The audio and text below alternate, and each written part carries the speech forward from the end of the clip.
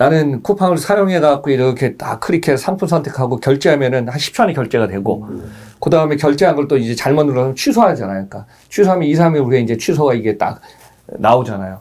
그런 걸 보면 뭐 다 경쟁 업체하고 비교했을 때 이게 좀 확실히 구매부터 결제부터 네. 배송까지 그게 현장에서 진짜 고객한테 진짜 주목받고 편리하게 지금 오지 않나 이렇게 보고 있는데 어떻게 보십니까? 뭐 동의하고요. 네. 그리고 사실 쿠팡의 전체 그 본사에 있는 인적 자원들, 네. 그러니까 그 FC에 있는 직원분들 말고 본사에 있는 분들이 엔지니어가 대부분이십니다. 그러니까 처음에 쿠팡도 그렇죠. 아예 그냥 아마존에서 엔지니어들을 데리고 왔었으니까 그렇죠. 외국인들. 그분들이 하는 역할은 저는 딱 두 가지라 봐요. 첫 번째는 이 앱에 대한 개발이 있겠고요. 두 번째는 물류 알고리즘에 대한 연구라 생각을 해요. 근데 이 앱에 대한 어떤 편리성은 지금 대단히 높아져서 말씀하신 대로 결제를 이렇게 밀어서 결제하기로 그냥 다 돼버리니까 심지어 네. 자동으로 쿠페이 머니가 부족하다 그러면 자동으로 연동된 계좌에서 돈까지 빼옵니다. 그러니까 이런 과정까지 굉장히 좀 편하게 좀 구성이 되어 있다는 거는 소비자 관점에서는 너무나 좋은 거고, 예컨대 다른 앱들은 또 비교하자면 그렇지 않은 앱들도 허다하거든요. 네, 결제 단계에서부터 막 이렇게 페이지 안 넘어가고 뭐 어디라고 말씀 못 드리겠습니다만은 이제 그런 애들도 있고 하기 때문에 시간도 많이 걸리고. 네, 이제 그런 거에서는 비교적 상당히 그 어떤 인터페이스가 잘 구성이 된 걸로 저는 보여서 그런 어떤 편리성 역시도 좀 손에 꼽을만하지 않나 생각합니다.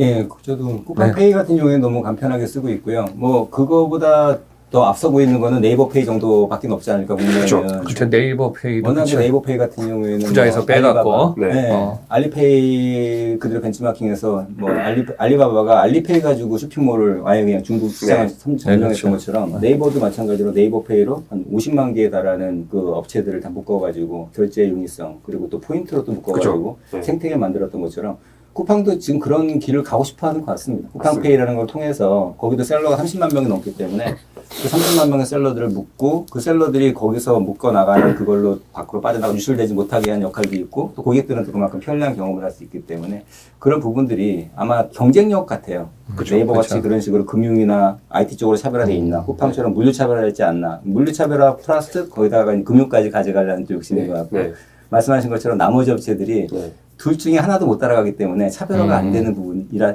그 때문에 사실은 쿠팡과 네이버가 거의 뭐 큰 축을 이루면서 가고 있지 않나 생각을 합니다.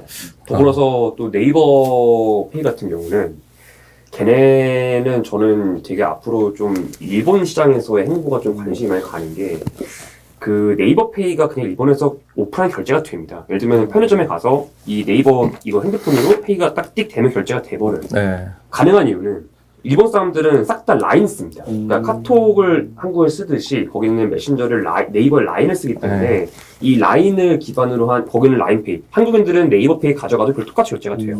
그런 부분이 사실 이 아까 제가 말씀드렸던 크로스보더 이커머스를 함에 있어서는 엄청난 이 지금 파워를 가지고 있다. 모든 사람이 라인을 쓰기 때문에 자동으로 라인페이로 넘어가요.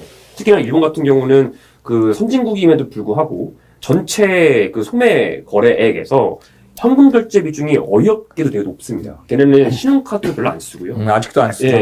굉장히 아날로그 네, 거기 때문에 반대로 말하면 이 현금 쓰는 사람들을 한꺼번에 라인페이를 싹 다 전환해서 흡수한다? 이거는 굉장히 무서워질 수 있는 거거든요. 저는 그 맥락에서 지금 Z홀딩스죠. 이 소프트뱅크와 네이버 합작사 여기의 행보가 상당히 앞으로 흥미로울 것 같고 얘네가 나서서 동남아시아 시장에서도 소프트뱅크의 비전펀드 포트폴리오가 다 동남아에 들렸기 때문에 근데 그랩, 고잭, 토코핏 이번에 합병했죠. 이제 고투로 합병을 했는데 이런 부분들과의 시너지까지도 어떤 좀 나오지 않을까 생각이 좀 드는 상황이라서 상당히 저는 이제 네이버의 행보도 곁들여서 쿠팡과 함께 지켜봐야 된다. 그거는 제가 이제 공감하는데 저도 뭐 일본에서 30년을 생활한 사람으로서 항상 뭐 이제 라인에 대한 어떤 메신저가 너무 많고 일본 같은 경우는 이제 뭐 슈퍼마켓 가든 편의점 가더라도 아직까지도 현금 쓰는 사람이 많아요. 카드가 그냥 선진국으로 보급이 됐는데도 그러다 보니까 라인에다가 이제 글로벌에 움직이면서 우리가 결제 신용카드와 똑같이 이게 된다면은 그 다음에 이제 여기 어디에 소프트뱅크하고 네이버에 콜라보 관련된 게 많이 있다 보니까 이 비즈니스가 동남아나 시장으로 가면 이제 마켓쉐어로 판을 키우는 게 너무 중요하지 않습니까? 그래서 이제 네이버하고 어떻게 보면 쿠팡이 좀 대항마가 될 가능성이 크네요. 그러니까요. 그 부분에 대해서는 네이버 쿠팡에 대해서는 저는 여러 가지 시나리오를 생각해보고 실제 팩트 기반으로 또 좀 이렇게 그 그 스토리를 좀 만들어 본 게 뭐가 있었냐면 네. 같이 갈 것 같아요. 무슨 말이냐면 제트홀딩스가 손정희와 이혜진의 합작입니다. 근데 쿠팡이 손정희 투자회사예요. 국내에서 네이버 쿠팡 같이 가는 건 의미가 없습니다. 이미 네이버를 이용할 때와 쿠팡을 이용할 때가 소비자한테는 다르기 때문에 네. 쿠팡에서 구매하는 아이템은 정해져 있고 네. 네이버에서 구매하는 정해져 있어요. 여기는 그렇게 경쟁할 필요도 없습니다. 네. 여기를 제외한 나머지가 다소 침체기로 가면서 이걸 흡수하면서 양사의 어떤 양강구도로 가는 그림인 거고 네. 얘네 두 회사의 관심은 애초에 지금 다 해외에 있기 때문에 해외에서는 양사가 같이 가는 그림을 충분히 그릴 수 있다. 특히 전 동남아라 보이고요. 동남아시아에서도 라인이라는 메신저는 꽤나 많이 씁니다. 물론 1위 메신저는 그 페이스북 마스앱이긴 한데 이 라인에다가 비전펀드 포트폴리오를 붙여서 쿠팡의 어떤 결제가 같이 붙어가는 그러니까 이런 그림이 저는 해외에서 나올 가능성을 저는 배제하지 않고 있는 상황이라서 저는 그 그림이 국내에서는 아마 둘이 회사가 같이 한다고 하면은 독과점시에 걸릴 거예요. 근데 네. 해외는 상관없기 때문에 해외에서의 양사의 어떤 합작 그런 그림도 어쩌면 나올 수 있겠다라는 거를 가능성을 지금 열어두고 봐야 되는 거 아닌가 저는 이렇게 생각하고 있습니다. 저는 이 얘기하다가 이제 그전에도 질문을 많이 받았는데 소프트뱅크 비전펀드가 어디에요? 우리나라 쿠팡을 투자했잖아요. 네. 또 알리바바도 2000년 전에 그 투자해서 뭐 그냥 주식 상장할 때 240조 중에 80조를 가져갔잖아요. 손정희 회장이. 저는 옛날에 알리바바, 소프트뱅크, 쿠팡 이 삼각관계를 한번 그린 적이 있었거든요. 네. 근데 결국은 이제 중국은 중국의 어떤 정치라든가 관련해 갖고 이제 기업들이 많이 요즘 그렇죠. 제재를 받아서 망가졌잖아요. 텐센트, 뭐 네. 알리페이 지금 다 아시겠지만 알리바바. 그 구조에서 이제 지분 구조도 이제 소프트뱅크도 상당히 사업을 재작년 돈 많이 벌고 작년에부터 올해부터 지금 투자 효과 상당히 안 좋지 않습니까? 그러니까 그런 구조가 하다 보니까 일단은 이제 요 상황이 삼각 구도에서 좀 이렇게 빠진 거고, 그 다음에 아까 말씀하신 대로 이제 네이버하고 소프트뱅크 또 네이버도 투자하고, 그 다음에 쿠팡도 투자하고, 그 다음에 이제 시장 자체에서 겹치면서 겹치지 않는 건 이제 소비자 선택할 것은 양쪽으로 다 있다는 거죠. 네네. 예, 저도 뭐 그 부분은 하고요. 약간 그 부분에서 저는 이제 네이버하고 그 쿠팡의 경쟁 구도를 몇 년 전부터 지켜보고 왔었는데, 초반에는 저는 한 5년 전, 6년 전만 하더라도 네이버가 가볍게 이길 줄 알았었어요. 그 당시만 하더라도. 오히려 그 당시만 하더라도 네이버는 쇼핑몰이라고 안 봤었는데, 잠재력은 엄청났었거든요. 거래액이 엄청났어요. 거래액이 뭐 쿠팡 거래액이 뭐 2배 이상 갔었으니까, 국내에서는 네이버가 어떻게 보면은 다른 일반적인 쇼핑몰들은 다 무조건 압도적인 1등을 할 거다라는 예측을 했었어요. 이 안에 있는 이 온라인몰 쪽에 종사자가 있는 임원들 쪽에 물어보면은. 근데 지금 불과 한 4, 5년 만에 물류센터만 하더라도 지금 뭐 2019년도에 70만 평 하던 게 지금 뭐 110만 평 넘어갔죠. 내년도에는 뭐 한 150만, 160만까지는 간다 그러는데 결론은 거기서 답이 나왔던 것 같아요. 그 네이버도 마찬가지로 아직까지도 물론 전국 권역에서 새롭게 배송을 하지 못하고 있지만 지금 우리나라에서 본다면 6대 도시에서 그 정도의 물류 인프라 갖고 있는 데도 없고 아까도 얘기했지만 합배송할 수 있는 데가 없다는 거죠. 물론 스마트 스토어가 더 싸요. 제가 보기에는 가격도 스마트 스토어가 싸고 거기 네이버 페이 포인트도 있고 굉장히 좋은 조건이고 왜냐하면은 거기는 수수료가 기본적으로 2%대잖아요. 낮죠. 그렇죠. 그렇기 때문에 훨씬 더 이 판매자들이 저렴한 가격으로 계속 구조적으로 갈 수가 있는 부분이 있기도 하고 또 이제 약간 친환경이랄까요? 그러니까 생태계를 만들면서 이 판매자들한테 굉장히 좀 우호적인 환경을 갖다 많이 제공해 줬기 때문에 ESG 만점이죠, 사실. 자생적으로 커나갈 수 있는 거의 유일한 쇼핑몰이거든요. 즉 알리바바와 아마존의 차이를 말한다면은 아마존은 제국을 만드는 거고 모든 걸 직매입하고 자기가 직접 다 관할하는 거고 알리바바는 직매입한 하나도 없다는 거죠. 네. 모두 다 자기 업체들을 모으고 하다못해 뭐 배송만 하더라도 3,000개에 달하는 업체들을 묶어가지고 하나의 플랫폼 만드는 거지 그게 자회사로 인식하고 자기가 소유권을 갖다 주장하는 게 없는데 그걸 알리페이로 묶었듯이 네이버가 보는 모델도 아마존이 아니라 알리바바의 모델을 가지고 와가지고 네이버 페이라든지 포인트로 그런 생태계를 묶어나가는 굉장히 좋은 전략이 같다 생각을 해요. 근데 결론적으로 보면 지금 와서 보니까 그 물류 인프라는 너무나 막강했던 거예요. 네이버 같은 경우에는 NFA라 그래서 네이버 푸드먼트 얼라이언스 좋습니다. 이론적으로 굉장히 좋았었어요. 그래서 만약에 뭐 식품이다 그러면 홈플러스랑 연계하고 이마트랑 연계해서 뭐 배송 나가고 뭐 아니 생활용품이다 그러면은 뭐 대한통운하고 연계해가지고 풀품먼트 겠다 하기도 하고 또 위킵이라든지 뭐 마이창고라든지 전문적인 그런 풀품먼트 업체들도 굉장히 많습니다. 즉 거기에는 수백 개에 달하는 네이버를 중심으로 해서 상품부터 소싱부터 해서 풀품먼트 업체, 배송업체가 연결되어 있는데 단점은 그 업체가 갖고 있는 창고에 있는 상품 외에는 합배송이 안 되는 거죠. 네. 결과적으로 말하면 대한통운에 있는 그 몇천 평짜리 창고에 있는 거기에 있는 CJ라든지 GS 같은 LG생활건강 그런 상품들은 당일 배송, 일일 배송 되지만 내가 다른 걸 사게 되면은 또 그거는 다른 얘기가 된다는 거죠. 그래서 네이버가 지금은 직접적으로 뭐 물류센터도 짓겠다고는 하지만 쉽지는 않은 것처럼 보여요. 지금 망설이는 것도 그렇고. 아무래도 네이버는 그동안 행보를 보면은 저는 표현 이렇게 합니다. 에셋 라이트하다. 그러니까 걔네는 직접적으로 하드웨어를 가져가는 어떤 썰을 해본 적이 없습니다. 그리고 앞으로도 안 할 거라 생각해요. 그래서 방금 교수님 말씀하신 것처럼 걔네가 뭐 직접 물류센터를 뭐 임대한다 내지는 짓는다 이런 경우에서는 저도 없을 거라 보고 NFMT로 가는 거고, 근데 NFA가 과연 쿠팡의 배송 인프라만큼의 효율이 날 거냐? 저도 교수님처럼 절대 그렇게 생각하지 않고요. 이 NFA라는 것에 대해서 효율적으로 어떤 물류 서비스 쿠팡처럼 되려면은 애초에 그냥 네이버가 다 해야 돼요.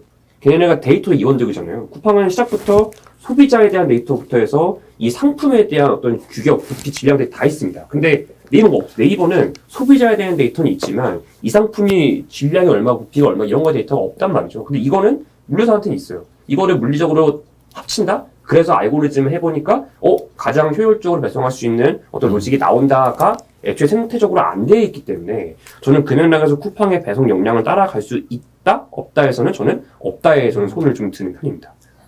예, 맞습니다. 하나만만 더 덧붙이자면은 일반적으로 그런 생각들 많이 하세요. 네이버라는 진짜 30조에 달하는 어마어마한 거래액이 있는 이 우리나라에서 제일 큰 커머스 업체와 물론 거래액이죠. 매출로 네네. 따진다면 7천억, 8천억 되지만 거래액으로는 여기서 약간 매출액이라는 거는 직접적으로 자기가 직구매를 해가지고 상품이든 서비스든 제공하는 거를 매출이라고 그런다면은 거래액은 그냥 그 안에서 발생한 걸 거래액이라고 그럽니다. 그래서 일반적으로 말하면은 뭐 백화점에서 에르메스 백을 팔았을 때 이게 2천만 원짜리다. 그럼 롯데백화점 매출이 아니라 롯데백화점은 스스로 3% 60만 원만 롯데백화점 매출이고 나머지는 에르메스 코리아 매출이 되는 거죠. 그죠. 이런 식으로 네이버 같은 경우에는 직매인 매출은 거의 없지만 스스로만으로 그걸 갖다 운영하고 있는 구조이기 때문에 그래서 거래액은 그 쿠팡보다도 크지만 직매인 매출을 보면 뭐 몇십 분의 1밖에 안 되는 그런 구조가 있는 거죠. 네.